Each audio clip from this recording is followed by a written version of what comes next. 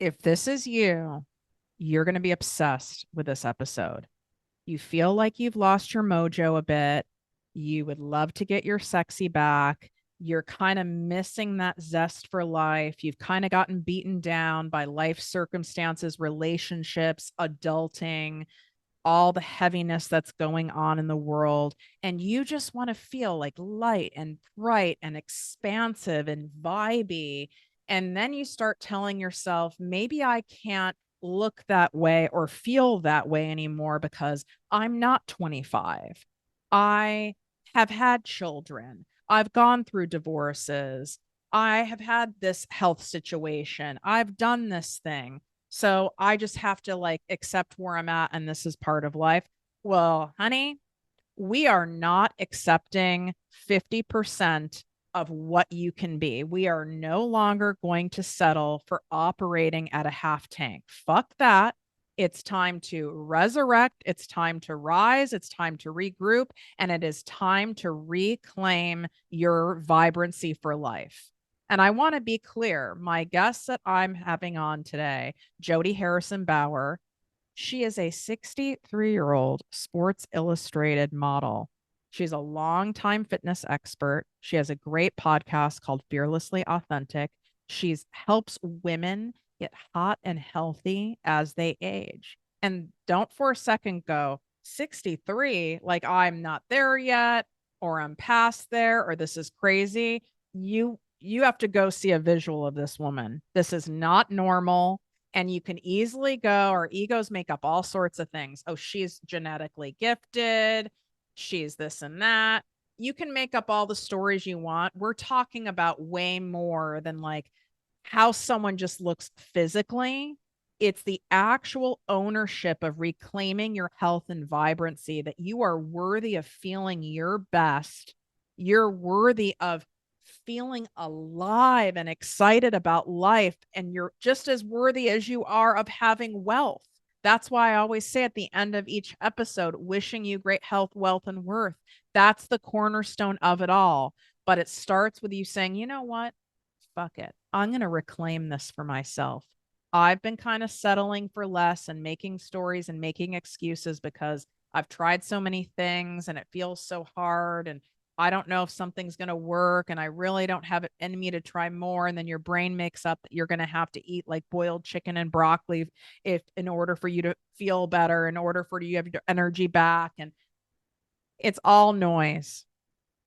How about the fact that you can reclaim your vibrancy for life, your energy for life at any given time, and it doesn't have to be so damn hard? In fact, we can make it fun. And you are going to get a great head start with that today with Jodi. She's someone who I've also privately coached. And she'll say on here, she has her own bugaboos, right? She has other areas of her life that are sticking points. But what does she do? She invests in getting help in the areas that she's stuck in. And people invest in working with her in the areas they get stuck in. Do you see what I'm saying? Instead of just staying stuck in it and settling in it, we make a move. And this is time for you to make your move. That's why I'm calling it Money Moves May. In any area of your life, let's go. Let's reclaim it. Time is not refundable. Let's get back into the game of life, baby. What up, my people, my posses, my fellow crazies? It's your host, Tiffany Carter, and this is the show that is going to help you grow your business, your bank account, that big, beautiful brain of yours, your mindset, your abundance, and everything in between. We have on someone who I've personally coached, who I feel is such a refreshing dose of honesty for women, and for women who are in that next season of their life. And there's something messed up in society where once a woman, I don't even know what the age marker is. Sadly, I think it's 40. It's like once you hit like a certain age, it's considered not sexy, not hot. Women feel invisible. Then the wheels start coming off the bus because, you age can do that. And you have to do a lot more to be in the game of life, to look hot. There's a lot more that has to go on. And then you have a lot more responsibilities. And then you're not getting like the external validation. And then it just spirals from there. And Jodi, you are the truly, it makes me want to cry because there are so few people doing this and you're so genuine about it. You don't have an angle with it. And most Mm-mm. people have an angle, right? They're like, buy my hormone supplements, like Right. that's not your angle. You're, you genuinely are like, I promise you, take my hand. And this gets to be, in fact, the best chapter of your life, right? Absolutely. Absolutely. When I decided to really share my life with people on social media, I didn't have a plan. I didn't have anything. I didn't have a, not a point, but I just wanted to share what was going on in my life and what has worked for me and what has worked for the clients that I've worked with for 35 years. And sometimes it comes out really good and sometimes it doesn't, but it's who I am. And it could be sharing anything about my life that I'm hoping will help to empower women, because after 40, as you said, women start thinking about, oh, I'm moving a little slower. I'm gaining weight. I'm not feeling great about myself. I need a do-over. When is that going to ever happen for me? And the truth is that we are like cars that need to be taken care of. And sometimes we need to just go back for a checkup. And that's what I'm here to remind women to do, is just to not be hard on themselves and to really embrace who they are. I know that sounds really corny. I know that sounds really hard. I try to do it every single day, but really embrace themselves for who they are and not who they're trying to be. The worst thing that we can do is try to be somebody that we are not. Believe me, I've done it and it Kind of doesn't like work. I'm like someone trying to be the person or the how they looked or felt when they were 30 versus being the best version of themselves of who they are today. Right, exactly. We can't go back in time. And all we can do is, I think the most important thing that a woman could do at any age is really be very self-aware of who she is, what she's about, morals, her outlook. What does she want to do in this world? And the more self-aware she can become, the more she can tweak things, improve on things, pull things back. I know for me, after I got divorced at 42, I had no other choice but to become very self-aware, because I was in like la la land. Up until I got divorced, everything was always kind of taken care of for me. Yes, I trained my clients, I took care of my children, but you know, I didn't really have to be all that self-aware. I had some awareness. I'm not saying I was really like la out there, but I had to dig my heels in and figure out who I was and who I wanted to become for myself and for my daughters. When you were single again and you were in your 40s, what kind of like mindset trash came up for Mm. you? I mean, because my guess is not knowing you and at that age and knowing you now, you're hot now. My guess is you were hot then. I mean, so I could make the assumption as an outsider, you're genetically blessed, you're stunning, you're fun. You probably were like, okay, yes, I went through a divorce, but like I'm a hot commodity. Like, was your confidence popping? Like, what happened? Okay, so I would not have ever considered myself hot. Nobody ever called me hot in my 30s. I was in the best shape of my life in my 30s. That was my goal, was after I had my first daughter in 89, had two consecutive miscarriages, and then I had my youngest in 93. And after that, I knew we were done and I wanted to get into the best shape of my life. I had very, very short hair, like Sharon Stone hair, and I didn't wear sexy clothes. I wore short. I mean, the things that you see moms wearing in the 90s, that's how I dressed. But Mm. I didn't A lot of the dress, 90s fashion, you it was guys, they're horrible. this shit that some of the shit they're bringing back, this is not Mom attractive. jeans. No, I didn't. No, it was horrible. It was horrible. I had permed hair. So I did let my hair grow a little bit before I cut it really, really short. But yeah, nobody would have ever said I was hot.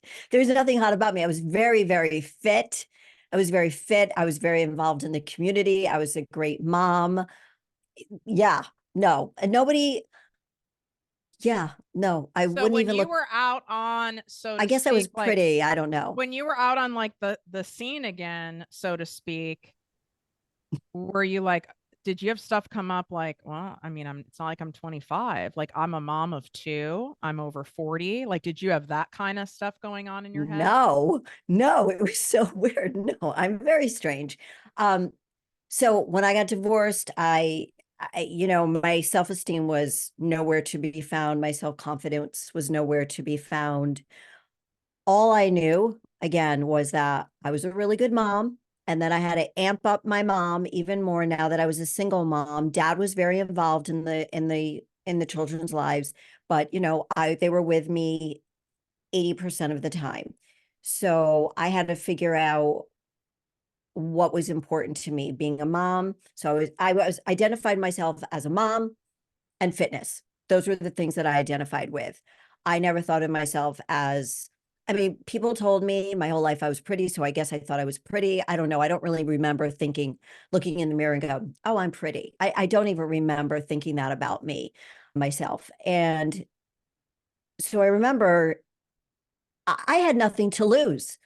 I had everything to gain because I had no self confidence. I had no self esteem. I didn't know who the hell I was. So going out on a date, I was letting my hair grow, and I did allow myself to like wear something a little sexier. And I just put myself out there because I had literally nothing to lose. I wasn't looking to fall in love. What I was looking for was to have a lot of sex. Oh my God, I'm dying. I love it. I was looking for I just want to have fun. I didn't want a relationship. I had been with my ex-husband since I was 23. Now I'm 42. I want to have fun. I don't want anything serious. I'm raising my daughters. I don't need anybody moving into my house with me and suggesting how I raised my children. Plus, if I did, I would lose my alimony. So I didn't do that anyway. It all worked out fine. But yeah, I just put myself out there and started to grow. What I did was I started growing into the woman that I saw ahead of me. Like I saw this woman that I wanted to become. So I started becoming her. It was through How did that look? Because I know so many people are in that spot, and then you hear people talking about the same shit with like confidence and all this stuff. But it's like, Mhm. how do you start taking action towards growing into the person truly you were meant to be all along when you're in such a low spot emotionally? I'm interrupting this riveting interview for something that you need to hear right now, today, at this very minute. If you are in a spot where you are doing everything and you're pouring in more and you're doing more, but you don't have more really in you, you don't have more to give, but you're not getting the results that you want in your business, in your bank account, and you know that if something is missing and you're chewing on it, you're over analyzing it, you're overthinking it, you're researching it, and you just can't figure it out.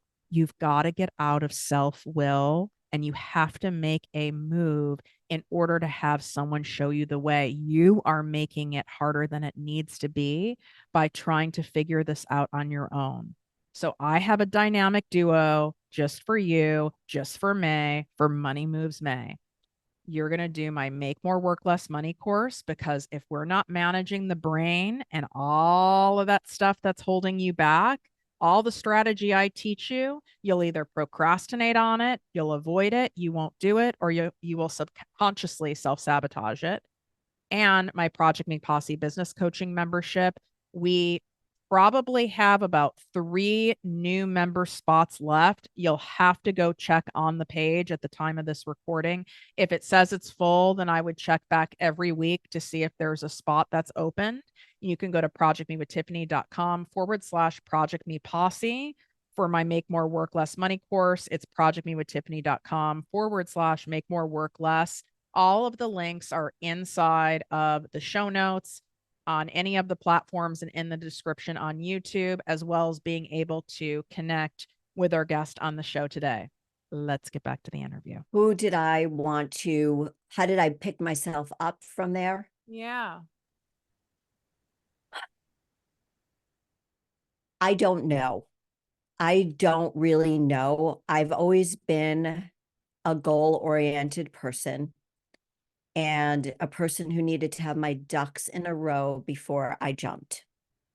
I'm not spontaneous. It took me like 3 years to finally get the guts to divorce my ex-husband.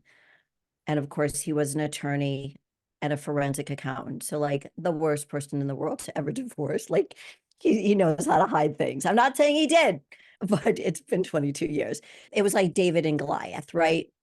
And so again, I was as low as you could possibly be, but having my daughters was a big push, a big kick in my ass to just do the job, do the job, get the job done. Jodi, you have a job. You're a mom. Figure out who you want to be. You are a mom right now, and that is the most important role that you have. And that is what having my 2 little girls staring at me is what pushed me to become strong, fierce, disciplined, resilient. I had no other choice. I was down low. I didn't have any friends that supported me. All of my friends, 99% of them stopped being friends with me, didn't like the new Jodi, didn't like that maybe they felt, I'm thinking this right now, maybe they felt like I was deserting them when I divorced him. I don't know, but they stayed friends with him because he got a girlfriend right away, of course. So I didn't want that. I didn't want to be in a relationship. It was like the first time I really started stepping into my truth and my power and embracing truly who I was and who I was going to be. I can relate to that, even though my circumstances are different. I don't have kids.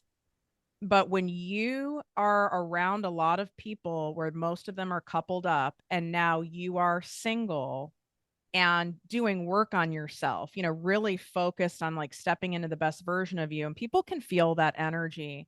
I stopped getting invited. No one wanted me to come around. Like, what was I going to take their husband? Like, I'm Right. not that girl.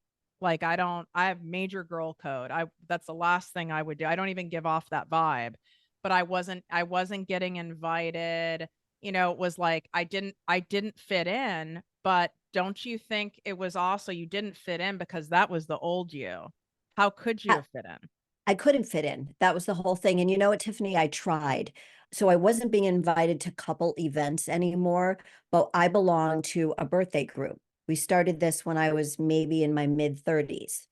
And so we would go, there were maybe 7 or 8 women in the group. We all were in the same play group from the time the kids were really little. And then we started a birthday group once the kids got into school. So we celebrated everybody's birthday. It was lunch, so we wouldn't disturb everything at nighttime because the kids had homework and so on. So we usually did it during the day. And as the kids got older, we started doing it at night. And I continued with that. And as a way for me to stay connected to the ladies, I accepted the fact that I wasn't going to be invited to couple events. But now I could hopefully maintain my relationship with the women in the group that I had a long-standing relationship with. And they talked about me behind my back. I found out from one of the friends. They would be really curious about my dating life, but then talk trash about me behind my back. And during that time, 6 months after I got divorced, I had a boob job. And it's not like I went from like an A to a double D. I went from a B to a C. Okay. And what happened was I was still living in the house and so on, and went out for dinner with the ladies And one of the women said to me, again with the boobs. And I looked at her, and because there were a lot of comments about the fact that I had gotten a boob job, because they were all still married. We were living in suburbia in Connecticut. Okay. So we're talking buttoned up Mm-hmm. women, Conservative. very conservative women. And this was a couple of comments were made previously to this, but this one had a big mouth. And she said that to me. I started to cry. I ran into the bathroom and I told my closest friend, who's still a friend of mine now, I said, I can't do this anymore. I don't fit in anymore. And I stepped out of the group. And that was really sad for me. But as you said, I wasn't that Jodi anymore. And I wasn't going to shove myself in that peg again, in that box again, just so they could pet me and be nice to me because I didn't make them feel uncomfortable. Now I was making them feel uncomfortable because I was growing at meteoric speed, at very fast. I was, and they weren't. And I couldn't do anything about that. That was just who I wanted to be. It's really tough to let go of people, places, and things that we have outgrown, Mm. because then it's that period of aloneness. Yeah. And you have to trust that you being happy with your own company, and trusting that the right people for your next, season will come in. But it can feel really lonely during that time. It was lonely, and yeah, it was very, very, very, very lonely.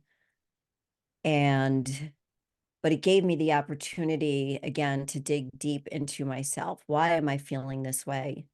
What do I need to change? Now, I might have not asked myself those questions, but I was taking the action towards them. So I started working more hours because I was working very, very part-time before the divorce. So now the girls are in school full-time. Now I could work more hours as a trainer, as a fitness instructor, as a coach. So that gave me an outlet to meet new people. Now I was bringing in new people into my life that respected what I had to say, who loved me for who I was and the relationship that we had. And from there, I decided I had to trust my heart. I had to trust the direction I was going in. And I just continued to follow my heart and my gut to things that felt aligned with me. And if you talk to the Jodi in her 30s, she would have never been able to understand any of that. Yeah. Some of the stuff that I say and do now, if I said that to, like, I call her Tiffany 1.0, I would have listened, but I kind of would have like gone, yeah, yeah, and like blown it off. Because it was just too big of a concept to really comprehend. When you are looking at other women, whether it's women in, your podcast audience, the women in your social media audience that come to you with a question, or they're coming to you with a struggle, what are some of the most common things that these women are coming to you with who are over 40? Oh, yeah. Most of them are struggling with their body changing, and not just, weight gain. It's just like, did an alien take over my body? Who am I now? This is not the way I used to feel in my body. Energy slowing down. Those are the two biggest questions I get asked is, what do I eat? And what do I do about the lack of energy? And that happens as we age because maybe we're not as active as we used to be. Maybe we stopped eating the foods that give us energy. And yes, hormonal changes are a real thing. Your hormones are unbalanced, and that is affecting your metabolism, your energy levels. So what we need to do is work even harder than we did when we were in our 30s or early 40s, where our hormones were more balanced. Because in our 20s, 30s, and 40s, early 40s, our bodies are primed. If we don't have any other health issues, our bodies are primed to make babies. Yeah. That's what we're there for. We're supposed to make babies, which is why so many women in their 20s say, oh, I never want children. They hit 30. It's insane. They hit 30 and like, baby, I want a baby. I want a baby. I want a baby. Except for Because me. right, except for you. But instinctively, women want to have a baby, and that's when they're prime because their hormones are balanced, which is also prime muscle building time. If you're in your 20s, 30s, and 40s, and you have not had any perimenopausal symptoms such as irregular periods or heavy bleeding or no bleeding or anything that seems different for you, get your hormone levels checked. Get a full blood panel so you know what your optimal hormone levels are. So when you hit my age, you already have those optimal hormone levels and you don't go bankrupt like I did, bankrupt of all hormones from the age of 50 to 60. The tank was empty, ladies. It was empty. And don't you think a lot of these women, I'm friends with a lot of them, are unknowingly operating with a car that has like little to no oil, if we use that analogy, and they might not even realize how bad it is?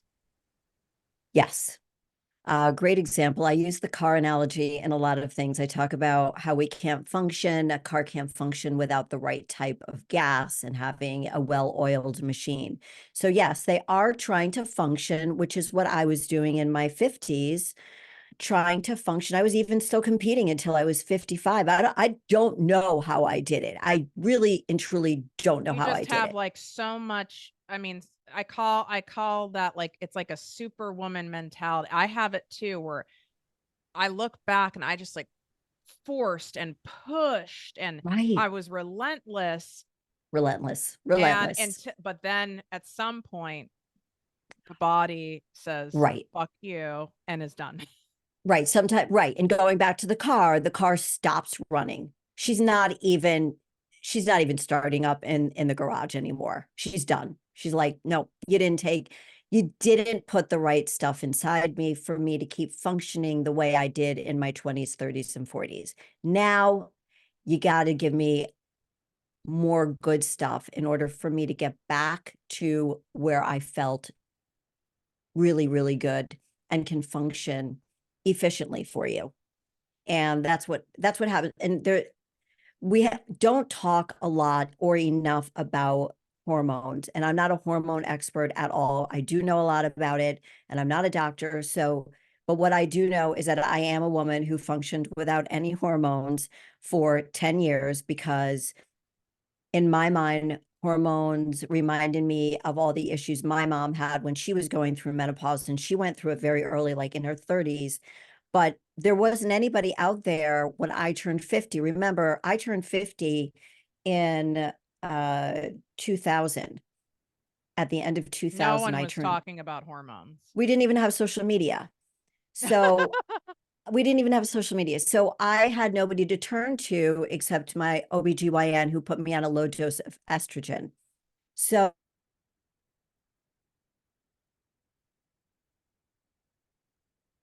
menopause because of social media and your generation. Well, you're somewhere in between that generation, as we talked about. I'm an old millennial. You're an old millennial, yes, and I'm a young baby boomer because I was born in 1960. But um, it's now there's such a great opportunity to talk about the use of hormones. But there are women. Let me tell you, Tiffany, there are women that are my age and older, like, no, no, no hormones for me. I'm just going to age this way. And I'm thinking, that's like saying you have the flu and you are just going to get really, really sick and it could turn to pneumonia and you might die.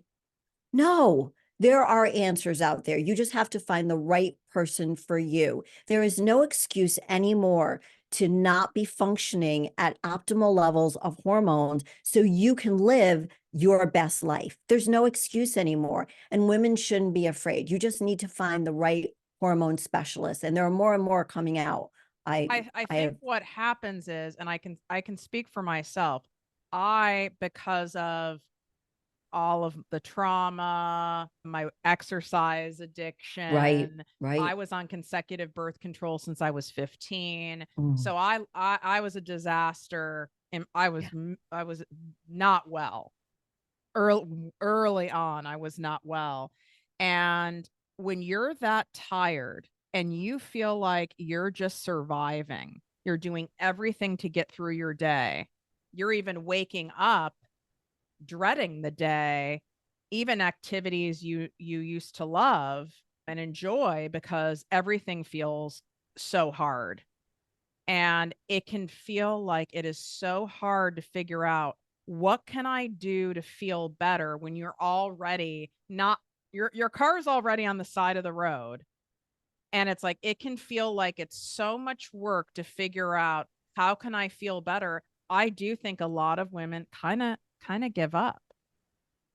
I think part of it is maybe they give up because they think the work is going to be too hard and they don't think that the outcome is going to be worth the effort.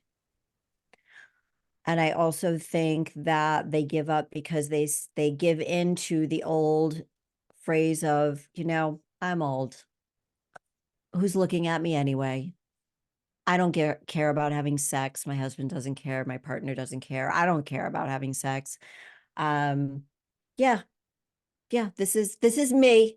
This is me. Accept me for who I am. And do And you I'm all think about that it's that. kind of, but do you think it's kind of like they're gaslighting themselves? It's kind of Absolutely. bullshit. Okay, so I call bullshit to my clients who tell me when I ask them if they want to look at themselves in the mirror before they get into the shower and go, I would do me. And they go, no. And I'm like, you had 8 kids. Like, of course you're looking at yourself. Of course you're having sex. Like, don't pretend that you're not a sexual person. Like, I understand some people are very sexual, some people aren't. Some people have a higher sex drive. I get it. But I know that every woman wants to look at themselves and see the beauty in themselves. See whether it's feeling hot, healthy, sexy, whatever it is, but they want to see that in the mirror. Like, see it reflected physically. Because, I'll be transparent as always with you guys, because this hormone cycle, when you have other invisible illnesses and comorbidities, you've got to make adjustments. So there was a whole period where I was doing great. Okay, Mhm. I'm on low doses of topical progesterone, estrogen, testosterone supplements, da da da da da. Okay, so where I we got the oil functioning, the high end gas, the wheels Mhm. on the bus, celebrity fucking, specialist in Santa Monica working on me, all the stuff. But then, just like in time, right? Like, things change. So I've hit another period where it's fucking way off, and I know it. I'm gonna How did probably you know? How did you know it? I What did you feel? I'm emotional about it, because it sucks when you've done all the work. I I've, know. it's not the money. I'll invest anything for my health. Right. I've done all the work, and I know you get this, Jodi. It's like, I've done all the work, like all the doctor's appointments, sourcing the fucking doctors, sorting through the Right. people who are full of shit, da da da. Test. You have to test things. Yeah. Sometimes it was too much of something, and da da da, on all the stuff. And then seeing, I could feel it in, I felt it in my energy level, but I couldn't quite trust that, because then I got confused. Is it like my depression, anxiety? I couldn't trust that. Where it became undeniable, truthfully, is the reflection in the mirror. Mm. And because of what I do for a living, what you do for a living, right? As like a public figure, as a Right. podcaster, me being on TV, me being in pictures, me being in videos, I see it as I'm talking to you now. Like, I see the inflammation in my face, and I see it in the cortisol like area in my midsection, Mm. and I see that, and it's like a puffiness and inflammation. It's just like I feel uncomfortable in my body. Yep. I know that feeling. And it is so fucking frustrating, because listen, there's a reason my brand's named ProjectME. I take really good care of myself. And that's what's very frustrating, right? It's like, I do all the things, I know. and now we're here again. What the fuck is going on? Why are we here again? Right. So I think that we are always going to go through stages in life where we feel really good. And then we need another oil checkup. Maybe we need to change the oil in the car. Maybe we need to put a different kind of gas. Maybe we weren't using premium enough gasoline. Maybe we need to change the tires. Maybe because we've had the car for so long, maybe it needs new interior.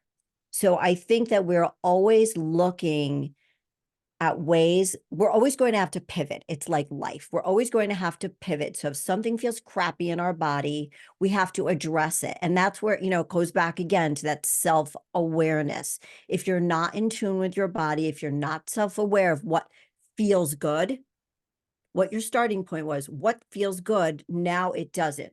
The car was running really well. Now it's petering. Now I feel like I don't know if I'm going to run out of gas in the middle of the highway. I don't know. You have freeways out there. We have highways here. And I think we are always going to have to pivot with our health as we age. We always have to look at what we need to edit in our life and edit in our body. And if it means that you are at a point where you need to have your hormones or something else, me, I started hormone replacement therapy not until I was 60. And we started at very, very normal doses. And then I gained weight and felt yucky. So he pulled them back. I gained 6 pounds. I'm like, no, no, no, no, no. I cannot afford to put on 6 pounds. I am 5 feet tall. There's no place for it to go. So he pulled it back, and it's been give and take. So now he's giving me more on certain things, but it's been 3 years, and I actually feel really good right now, which is a nice thing. So I think as women, we need to always adjust and be open to adjusting, not feeling like it's a failure, right, Tiffany? Because we know that failures are here to teach us something. So if you feel like you're failing yourself, oh, I wish I could be there to hug you. You're not. You just have to adjust.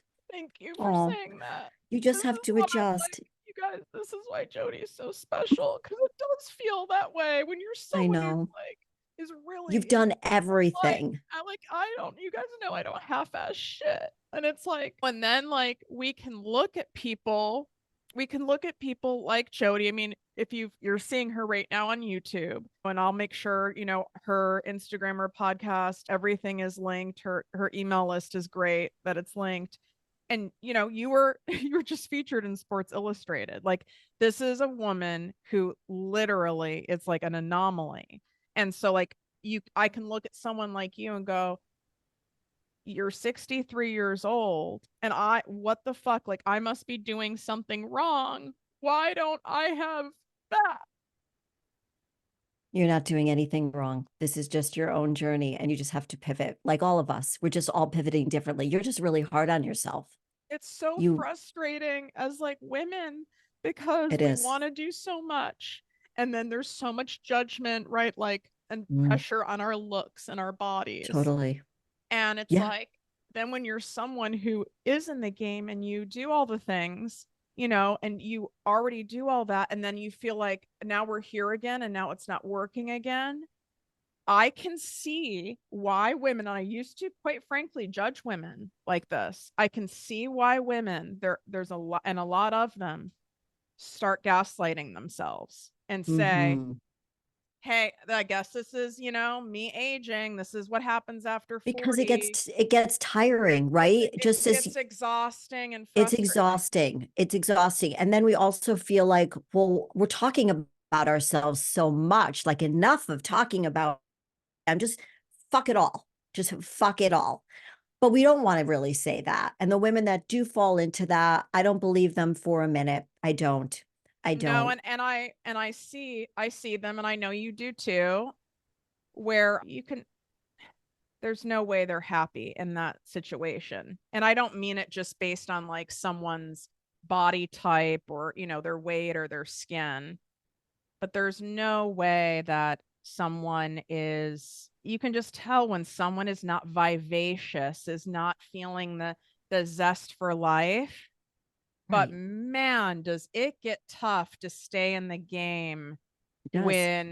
when now there's another problem with the car. Mhm. It's like, I want to get rid of the car. Just recently, well, back in September, I had this issue with my shoulder. So I've never, knock on wood, I've never had an injury of any kind. And so I had to look at it. They weren't sure what it was. They thought maybe it was bicep tendonitis, went for PT rotator cuff, a slight torn rotator cuff. And I said to the orthopedic surgeon, like, why? Why? I'm invincible. Why? And he said, well, women over 60, stuff happens as we get older. And that's why it's even so much more important to be proactive about your health and wellness and to be educated. And that's what my show Fearlessly Authentic is about, is educating and empower women to learn about how they can be the best versions of themselves and step into their power. And you know, without that education, we don't feel empowered. And you educating people every single day on how to build their business, how to be a better person, being vulnerable. You're so strong, Tiffany. And I know that this is just another mountain you might need to climb, and you will get to the top and you will shout, and then you might roll down a little bit, but you're going to get right back up there. And that's life. That's life. But I know so many of us just want to stay up there on the mountain. Can we just stay here for a little For the while? love of God, it's like I've been Right, through enough shit. Can we just right. right? Can we just exactly stay at the top of the mountain? When you boil it down and simplify it, and obviously I know it's not one size fits all, but if you were to say to the woman who feels like the wheels are falling off the bus, and if I only have it in me, to focus on a handful of things, like I can't sit there and take in the overwhelm from 5,000 different experts, all the social media people, eat this, do this. And then they start like actually canceling out each other. Don't eat carbs, eat Right. carbs. And it gets so confusing. What would you say when you boil it down? Focus on these things. What are those things? That's a really, really good question, because there are three different kinds of women. There's the woman who just gathers all this information and then goes into paralysis analysis and does nothing. And then there's the woman who buys every supplement in the world and nothing changes because she's really never changed anything. And then there's the woman that wants the quick fix. So there is three women that I speak to all the time. And what I can tell every single one of them is find somebody that you trust first and foremost and learn from them how to feel the way you want to feel. But if they were to take one step today after listening to this show, I would say go take a walk. Just, I know it sounds really simple, but go take a walk. It is the best therapy. And I know you do guided meditations for walking, and I've listened to them and they're so good.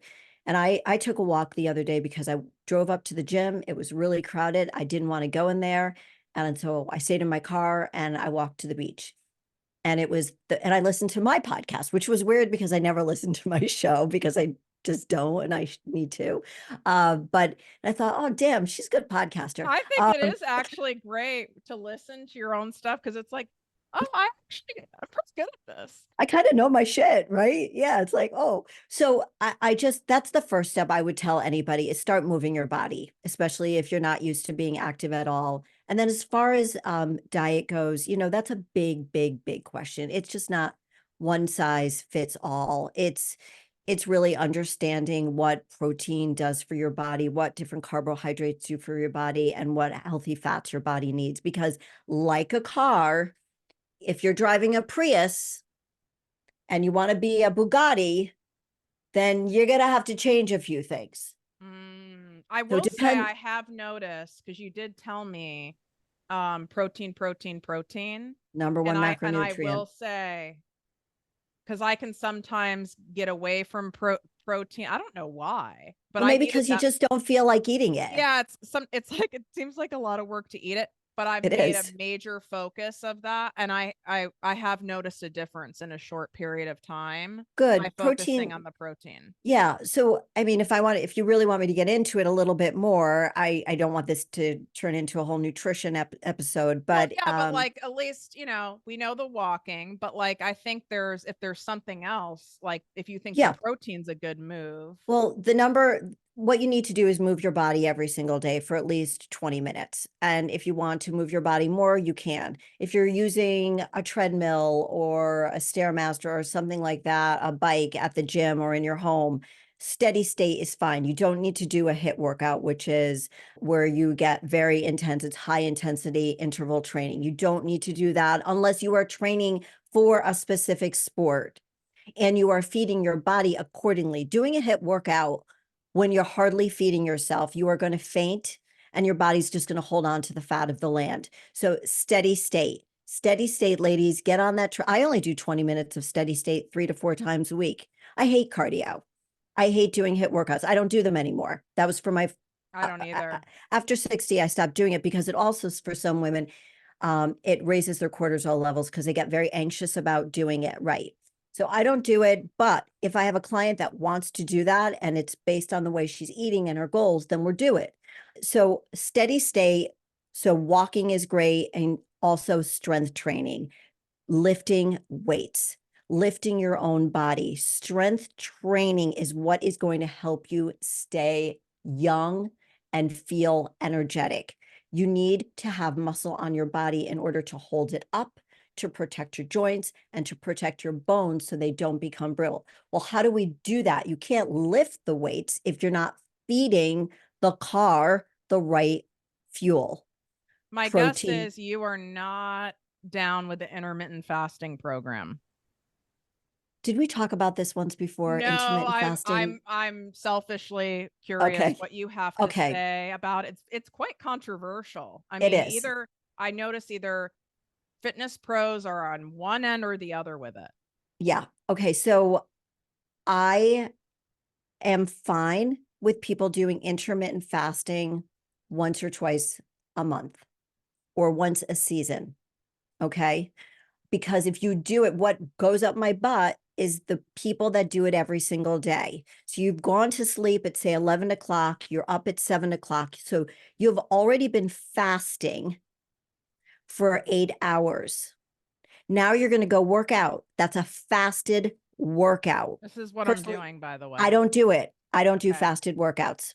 And I started in the last couple of months, I start seeing spots and shit when I'm Right. working out. So listen to your body, Tiffany. Don't Okay. do it. When you wake up in the morning, if you're not that person going straight to the gym to work out and then feeding yourself within 30 minutes of the workout, get up and with 1 hour, feed yourself protein, some fat, some starches, and a fruit. And then wait 3 to 4 hours and then eat your next meal. The whole idea behind the feeding schedule, it's like a baby or a car that you want to anticipate when you're getting hungry. The stomach produces ghrelin. Ghrelin then sends a transmitter to the hypothalamus in your brain, which tells you you're hungry. By the time the brain has told you that you're hungry, you're already starving. You want to eat that microphone already. When you have a car, you already see the gas gauge. Oh, I'm on a quarter tank. I better fill up. Or if you are one of those people that I used to be, you get on the highway and you're like, maybe I'll find a gas station. I don't feel like stopping for gas. No, because what's going to happen is you're going to have to car's going to stall out. It's going to damage the car because every time you go hungry, your body is going to think it's in starvation mode and is going to hold on to more fat. So you're actually really, really fucking up your metabolism. If I can just say that on here. I don't know. I That's a no, big word I just I said. needed to hear that. And there's other people listening to that too. And Because what's happening, there was a point in time where the intermittent fasting did seem to be working for me. it's a And lovely, right. It happened only for a short while. it So was it's for a like, short while. right. So it's like sex. If you're having the same kind of sex I'm and dying. expecting to have the same great orgasm day in and day out, you're like, dude, can you try something different? Yeah, it's like right? the I need basic like Caucasian sex is not right, working let's anymore. bring in a toy, let's bring in somebody else. I don't know, whatever it is, but it's like eating the same foods all the time or intermittent fasting. Your body's going, yeah, Tiff, so big deal. And what's happening actually is that you're starving your body. Your body believes it's going to die. So it holds on to the fat and it loses the muscle. Even though I am weightlifting 3 days a week, Doesn't make a difference. You're I'm not not feeding. I'm Your not body, fueling your that car's, activity, yeah, your car's running on empty. which You're is running on why empty. I'm not building the muscle at the rate one would think based on No, how I'm training. no, no, you You need to, guys, like this is why you need to have you know, you can't do this shit on your own. You need to talk to an expert, you need and to you have an can get on expert. Jodi's list. Her program is already going on, so you can't get in it now, but you can get on the wait list, and that link is going to be right in the description on YouTube here, right inside the show notes. And I know my audience will kill me if I don't ask you this. If you're not What? comfortable talking about, which I'm pretty sure you are, because I feel like I've heard you talk about it on your podcast, Okay. the answer to a lot of women who are like, I want my old body back. Like, I want to feel good. And I'm doing the workouts and I feel like I can't do anymore. Now, since we're being marketed with the Ozempic land and every derivative, I'm talking where it's crazy here. I mean, like, I Is see it, ads every day on TikTok, on Instagram. You do one telehealth and talk to someone for 2 minutes, they'll send it to you in the mail and you self inject. you don't And even have to talk to a person anymore. exactly. And I have friends and people I know, and this can be triggering for me, I where know. I gotta tell you, I mean, they look fucking good. Okay. Mhm. Now I've not seen them long term, years Right, out, right. but they look good. And so then I start, that sounds tempting to me. And I'm not diabetic, you know, I don't have those kind of markers. What are your thoughts? Is this like another fen? It might be. It might be. What I've read about and what I've heard about, and I've listened to a lot of podcasts and read a lot of information, that this is great for people who have had a hard time losing weight. It is great for people who are obese, and it's helping to reduce the obesity in this country. And we do have an obesity problem. If you are a skinny girl or you're not obese, you shouldn't be on it.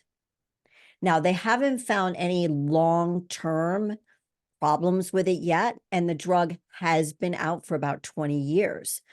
But now new drugs are coming in for just weight loss only. So I would suggest that unless you are a diabetic or you are morbidly obese and you've tried everything, you shouldn't be on it. We don't know the long-term effects. We really don't. To be used the way it's being used. Before, it was being used for diabetics. It's very tempting, especially when you see even public figures like Mhm. Kelly, is it Kelly Clarkson? Oh my I God. mean, Oprah. I mean, you're like, oh my God. And look at how Right. fast this worked. And it's very tempting, especially when you're kind of tired. But would you agree that'd be like having kind of like a car that needs a lot of work, the engine needs to even be replaced, so to speak, but now you're just getting a paint job? Was it kind of like a mask? Because if you have a hormone thing, just as an example, you Mhm. have hormone imbalances, but yet you do this injection, you're not fixing the hormones.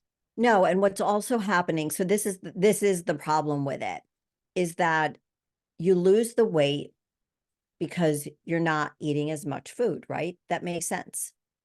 So if you're not eating enough food and the food that you are eating is not nutrient enough for you, then what happens is you lose your energy. You're not going to the gym. You don't have the energy to lift weights to build or maintain muscle. So you just become a skinny, fat person. And that is where the medical problems will begin. Now, it also has an effect on motility of the gut. So you do experience constipation. That is because truly what keep that and the 2 black box warnings are what mhm, truly stops me when I'm tempted at 11 at night and I see an ad. mm. Because I mean, I really am not interested in being constipated. No, and the older we get, the more fiber we need. And it sounds funny because when you think about somebody taking Metamucil, it's usually for an old person.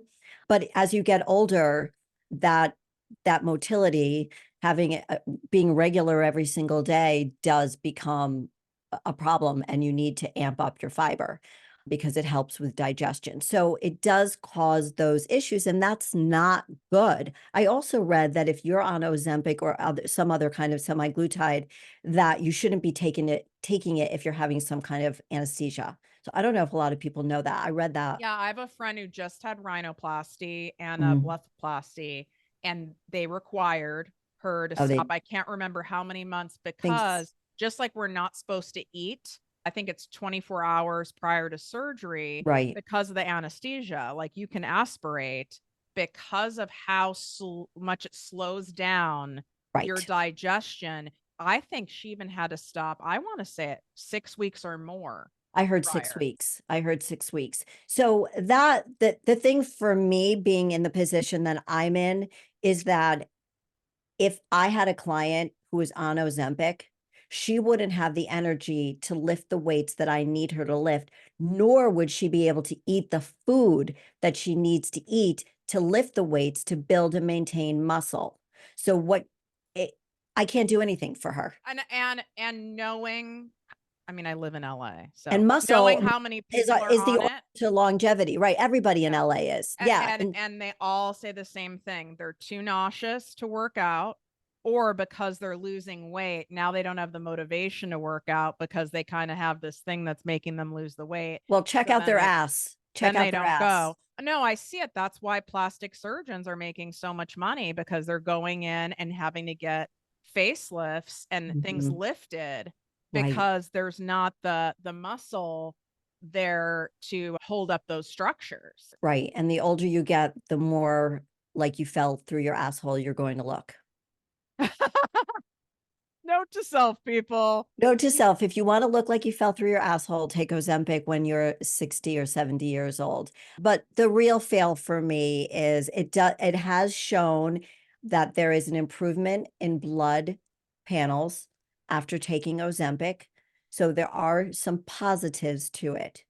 I would say the negatives to it for me would be that you're not eating enough to maintain the muscle mass you have, and you will become a skinny fat person, and you will fall into yourself and become dependent on other people, and you'll be constipated.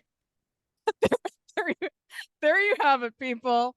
That's that's where it goes. And I want you to take away from this episode, but besides like the practical stuff that she gave, it's a different way of thinking about getting your groove back, so to speak. I mean, you heard how vulnerable I was, and it's like, and Jodi knows me. She know Listen, I might have a day where I'm like, fuck this. I'm gonna leave the car in the ditch. Like, I don't care anymore. But like, we know that's not true, right? And you're allowed to have those feelings. Those are real Definitely. feelings. It can be tough, man. It's tough in your 20s, it's tough in your 30s, tough in your 40s. Jodi's saying it's tough in your 60s. It's tough. Yeah. Okay. Yeah, there are challenges with every decade, with every year. Each year it gets harder and harder, but it's the way you look at it. Are you lucky to still be alive?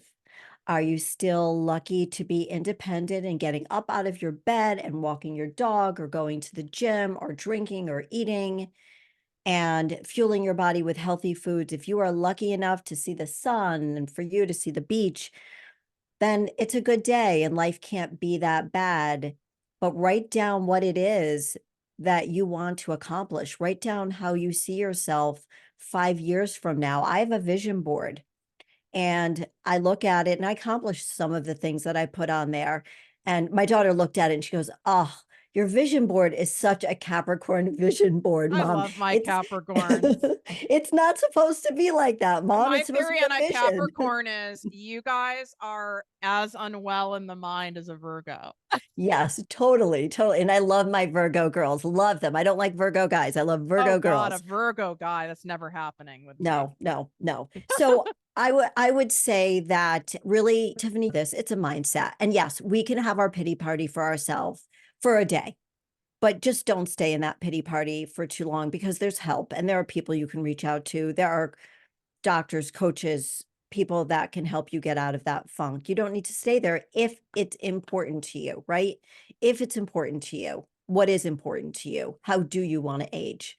How do yourself see yourself aging? If you're 35 or 40 years old, what do you want to feel like and look like when you're 60? Because the way we present ourselves to the world has everything to do with the way we feel inside of ourselves. And I know that because I went through times where I was projecting feelings I wasn't proud of. And it was probably in my mid 50s when I was probably at my like funkiest hormonal fuck ups, imbalances. And I was aware of it and I drew out of it.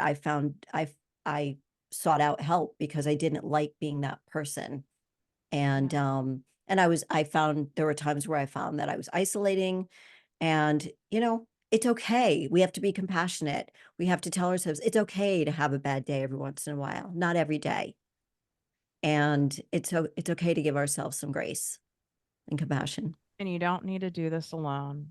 There's no reason No, you can't go for a walk. Listen to her show, Fearlessly Authentic. It is filled with incredible information and will have you thinking in a different way about your overall general health, as I'm sure you've already gathered from the show. Go get on her wait list. You can follow her at all the things by going in the show notes or in the description here on YouTube and share the show with someone. Share this episode, somebody who you know is complaining to you, isn't feeling right. I wish there was an episode like this when I was really sick. It would have done everything for me. I would have felt validated. I would have felt hope. I would have felt seen and give someone that gift by sharing it. And you know who the person is that's coming to your mind and trust that. Thank you for coming on. beautiful. Oh my goodness. Thank you. This was really nice. Love you. Love you.